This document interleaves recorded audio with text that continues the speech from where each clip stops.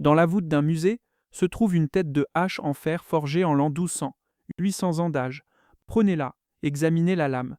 La surface montre une patine sombre, mais le métal en dessous, solide, robuste. Pas de piqûre profonde, pas de dégradation structurelle.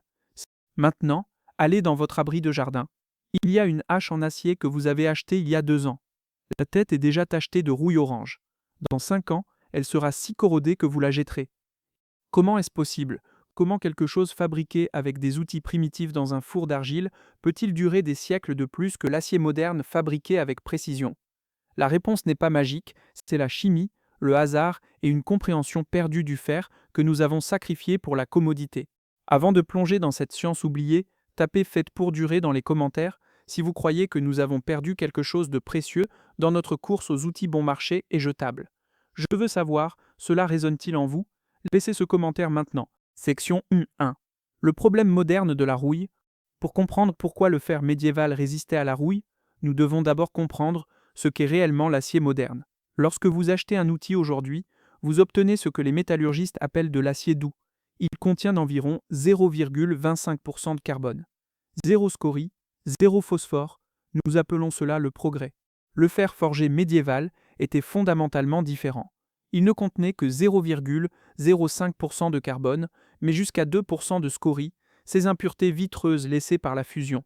Il contenait également du phosphore, parfois jusqu'à 0,25%, un élément qui provenait naturellement du minerai. La production d'acier moderne élimine délibérément à la fois les scories et le phosphore. Pourquoi? Parce qu'ils rendent l'acier plus difficile à travailler dans les processus industriels. L'acier sans scories peut être laminé en feuilles plus rapidement. L'acier sans phosphore se soude plus facilement sur les chaînes de montage. Nous avons optimisé pour la vitesse de fabrication, pas pour la durabilité. Mais voici ce que nous n'avons pas compris jusqu'à récemment.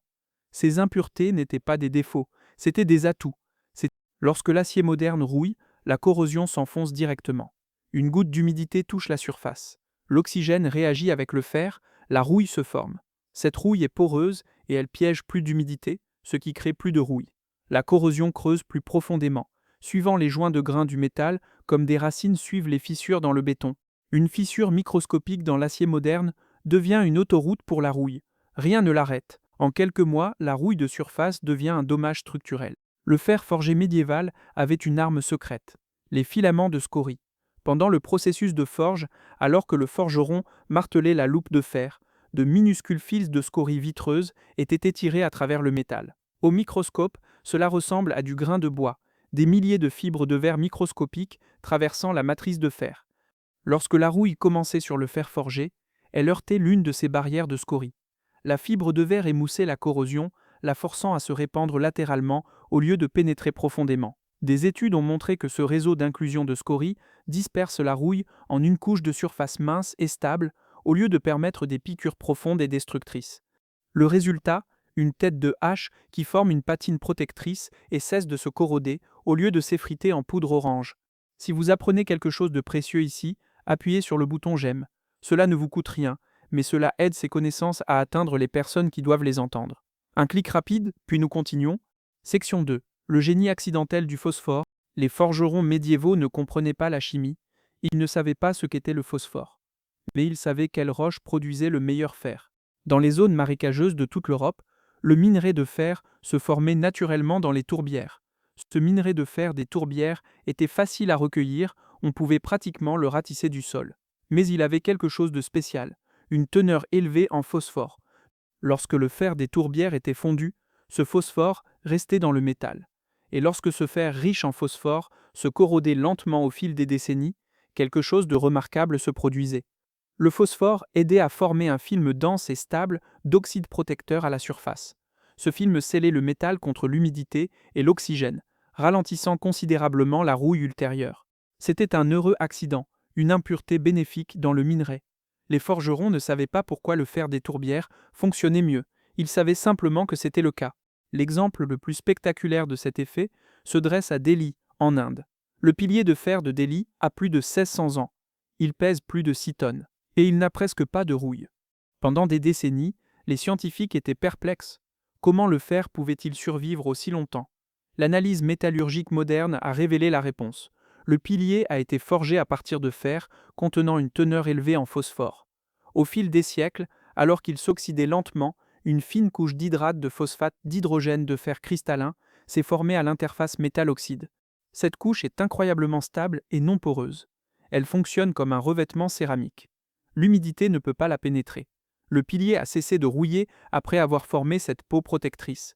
Les forgerons médiévaux européens créaient le même effet à plus petite échelle, chaque fois qu'ils forgeaient un outil à partir de fer des tourbières riches en phosphore. L'acier moderne, nous extrayons en profondeur sous terre pour obtenir du minerai de fer pur. Ensuite, nous éliminons délibérément le phosphore dans le processus de raffinage. Nous avons échangé la résistance à la rouille contre une fabrication plus facile. Mais l'avantage du phosphore n'était pas unique aux tourbières européennes. À travers le monde médiéval, certaines régions sont devenues légendaires pour leur fer, non pas seulement en raison de compétences supérieures, mais parce que la terre elle-même y était différente. À Tolède, en Espagne, les forgerons médiévaux produisaient des lames si renommées que les chevaliers traversaient l'Europe pour les acquérir. Le secret était dans le minerai. Les gisements de fer autour de Tolède contenaient naturellement des traces de nickel et de chrome. Ces éléments, que nous ajoutons délibérément à l'acier inoxydable moderne, étaient des accidents de géologie.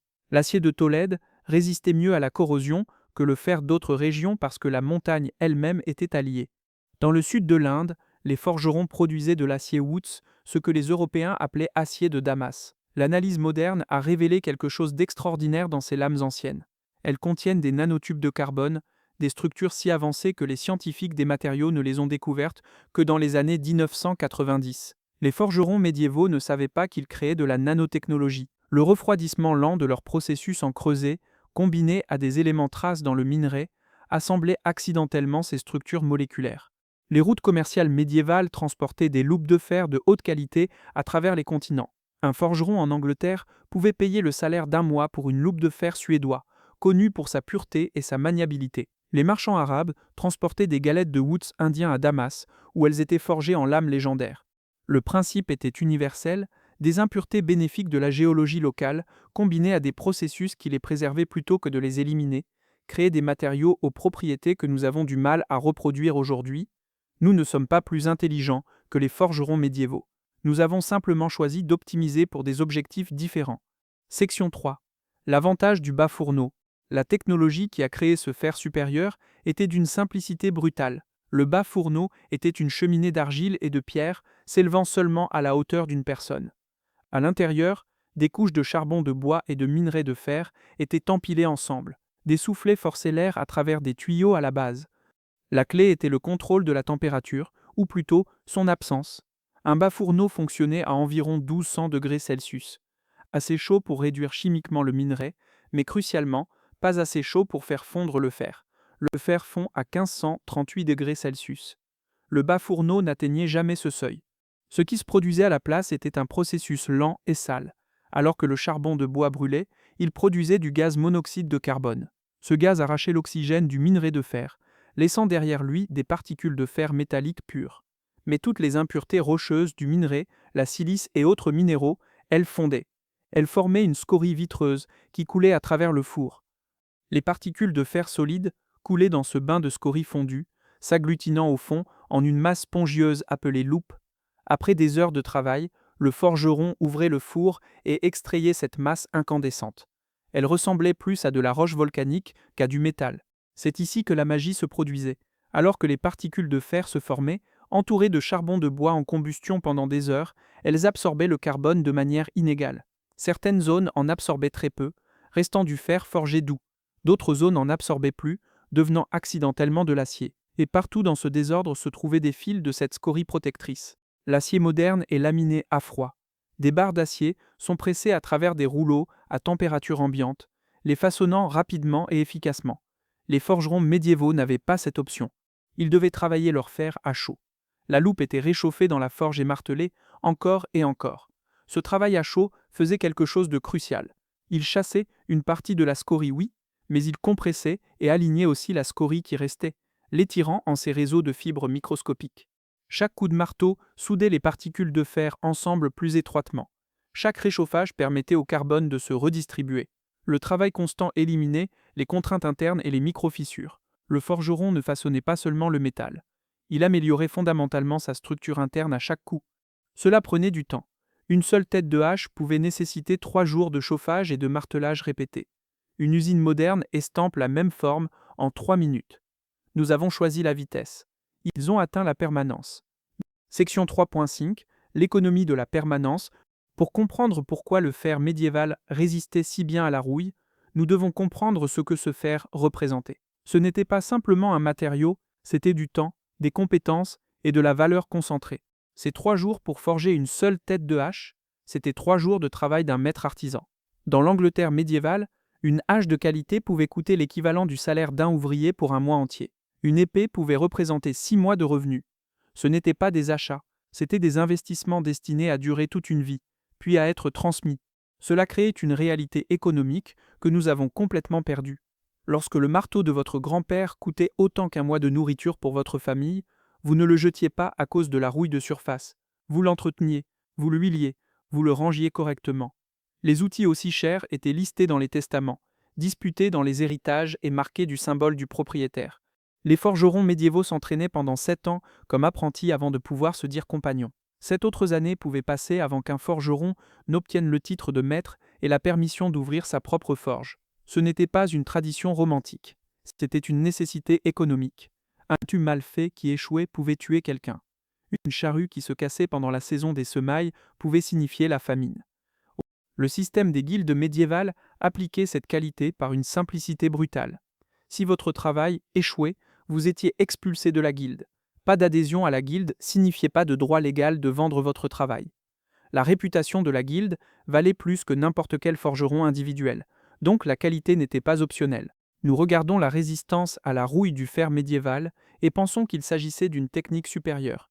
Mais la technique seule ne signifie rien sans pression économique pour maintenir les normes.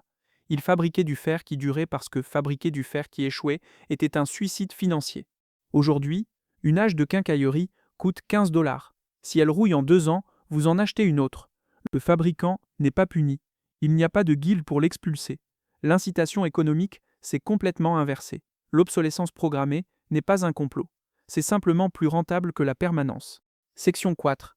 La magie de l'entretien que nous avons oublié. Les forgerons médiévaux comprenaient quelque chose d'autre que nous avons oublié.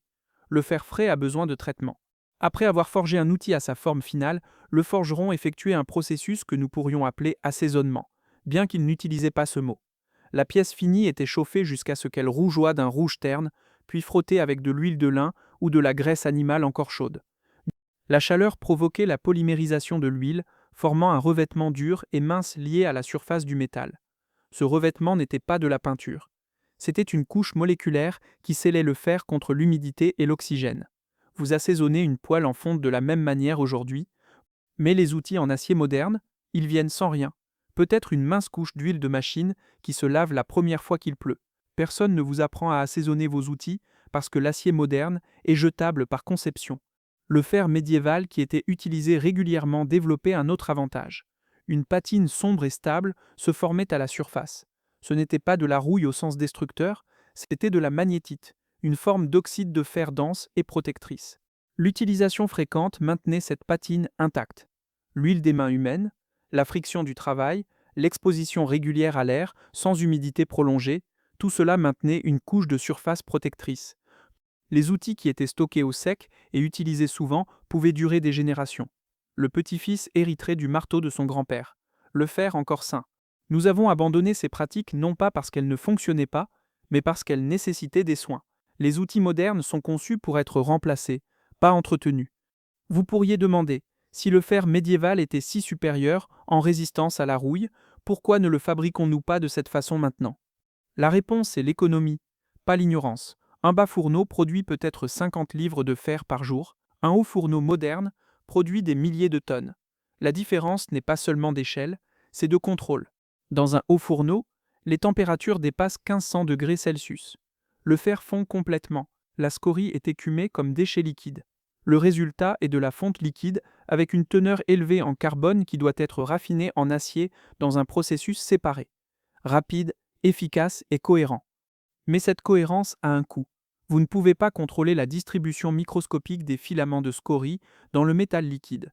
Vous ne pouvez pas préserver accidentellement le phosphore bénéfique tout en éliminant le soufre nocif. Le processus du bas-fourneau était lent précisément parce qu'il fonctionnait au bord de la transformation du fer, dans cette étroite gamme de températures où la chimie à l'état solide pouvait opérer sa magie.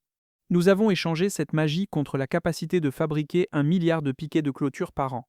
La plupart rouilleront en une décennie, mais ils sont bon marché.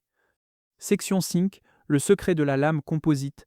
Le bas-fourneau donnait aux forgerons médiévaux un mélange chaotique de matériaux dans chaque loupe: fer forgé doux, acier plus dur, scorie protectrice. Un artisan moindre pourrait voir cela comme un problème. Un maître y voyait une opportunité. Le forgeron pouvait lire le métal. En frappant un morceau contre une meule et en observant les étincelles, il pouvait identifier la teneur en carbone. Le fer doux projette de longues étincelles orange paresseuses.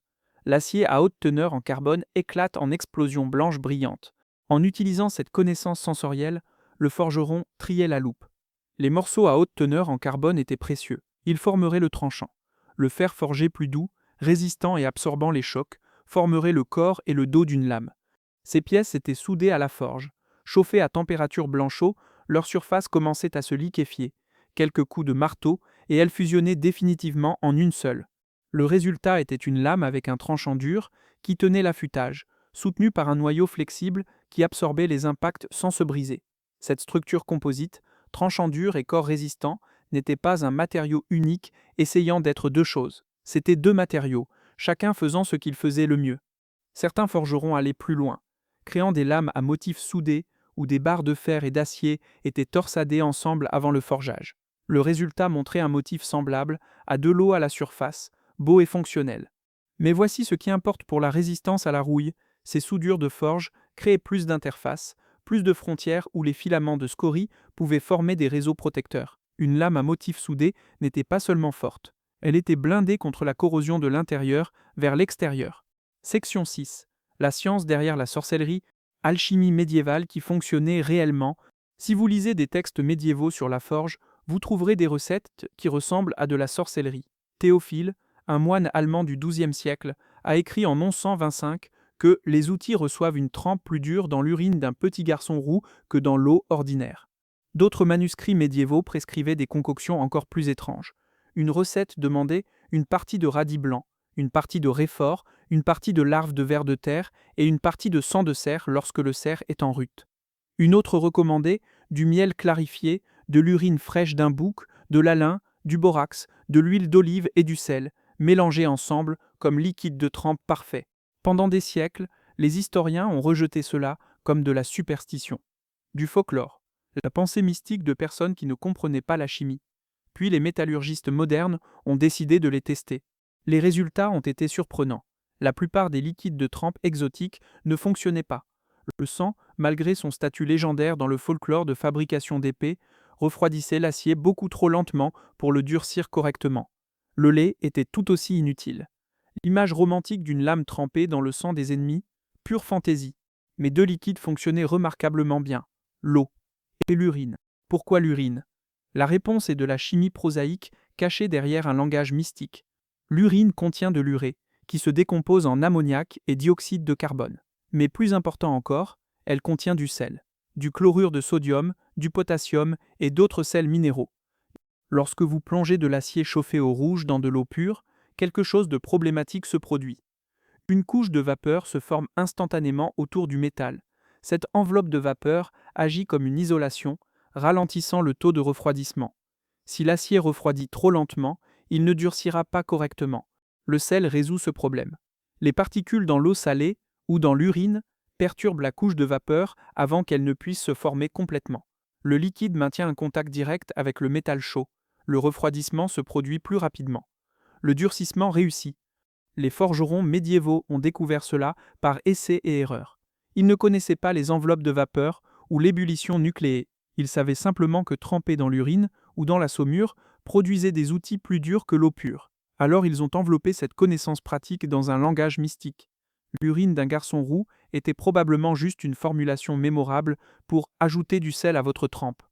Les recettes élaborées avec du miel, des herbes et des parties d'animaux, celles-ci ajoutaient des composés organiques et des minéraux qui perturbaient davantage la formation de vapeur. Les forgerons menaient des expériences de science des matériaux, une trempe à la fois, enregistrant ce qui fonctionnait sans comprendre pourquoi. Après avoir durci l'acier dans une trempe, les forgerons médiévaux effectuaient une autre étape critique, le revenu. Ils réchauffaient doucement la lame et regardaient les couleurs se répandre sur la surface polie. Jaune paille pâle, bronze profond, bleu pont, violet. Ces couleurs n'étaient pas décoratives. Elles étaient un indicateur de température extrêmement précis, causé par l'épaisseur des couches d'oxyde se formant à la surface de l'acier. Chaque couleur correspondait à une température spécifique, et chaque température produisait des propriétés matérielles différentes. Jaune paille, environ 230 degrés Celsius, rendait l'acier parfait pour les tranchants. Bronze, environ 255 degrés, était idéal pour les ressorts et les épées qui nécessitaient de la flexibilité. Bleu, environ 300 degrés, créait des outils qui pouvaient absorber les impacts sans se briser. Le forgeron chauffait la lame jusqu'à ce que la couleur désirée apparaisse, puis la trempait immédiatement à nouveau pour verrouiller exactement cette microstructure. Il manipulait des transformations cristallines dans l'acier en n'utilisant rien d'autre que ses yeux et son expérience. Nous utilisons encore le revenu par couleur aujourd'hui, mais les forgerons médiévaux ont développé cette technique non par la compréhension, mais par l'observation patiente. Ils ont remarqué qu'une lame chauffée à couleur bronze survivait mieux au combat qu'une chauffée à couleur bleue. Alors ils ont codifié cette connaissance dans des secrets de guilde et des relations maître-apprenti. Le langage mystique protégeait de précieux secrets commerciaux. Mais derrière chaque invocation des 4 éléments ou de la phase appropriée de la lune se trouvait une science réelle, testée et reproductible. Nous avions juste besoin de 3 siècles de chimie supplémentaire pour comprendre ce qu'ils savaient déjà faire. Le cœur de l'échec était le secret. Le fer médiéval n'était pas parfait, il n'était pas pur, il n'était pas cohérent. Selon tous les critères métallurgiques modernes, c'était un matériau inférieur. Et pourtant, un couteau forgé en l'an 1300 peut encore couper. Une hache de 1150 peut encore fendre du bois, non pas malgré leurs imperfections, mais à cause d'elles. La scorie que les raffineries modernes jettent comme déchet était une armure microscopique. Le phosphore que les processus modernes éliminent comme contamination était un inhibiteur de rouille. Le processus lent et laborieux du bas fourneau créait une structure interne que les hauts fourneaux à métal liquide ne peuvent pas reproduire. Nous n'avons pas perdu cette connaissance à travers une catastrophe de l'âge sombre. Nous l'avons abandonnée, délibérément. Nous avons choisi la quantité plutôt que la longévité, la commodité plutôt que la qualité, le bon marché plutôt que le durable. Le génie du forgeron médiéval n'était pas de surmonter l'imperfection, c'était de comprendre que l'imperfection, lorsqu'elle est correctement contrôlée, peut être une force. Ces forgerons primitifs, debout devant leur four d'argile, savaient quelque chose de profond. Ils savaient comment lire l'âme du fer. Ils savaient quelles roches ramasser du marais. Ils savaient que le chauffage et le martelage patient et répété créaient quelque chose qu'aucune usine ne peut produire en masse. Ils construisaient des outils destinés à survivre aux constructeurs. Et nous construisons des outils destinés à être remplacés. Ce n'est pas du progrès, c'est un choix. Et chaque piquet de clôture rouillé, chaque outil de jardin corrodé, chaque hache de quincaillerie qui dure 2 saisons, est un rappel de ce que nous avons choisi. Si cela vous a ouvert les yeux sur tout ce que nous avons perdu au nom de la fabrication bon marché, assurez-vous d'être abonné. Nous déterrons d'autres technologies oubliées qui font honte aux solutions modernes. Appuyez sur le bouton j'aime si vous voulez nous voir aborder plus de sujets comme celui-ci. Quelle autre technologie ancienne mérite un examen plus approfondi? Laissez vos suggestions dans les commentaires. Et rappelez-vous, chaque fois que vous achetez un outil, vous votez avec votre argent. Achetez une fois, pleurez une fois, ou achetez bon marché. Achetez 2 fois et remplissez les décharges de rouille. Merci d'avoir regardé.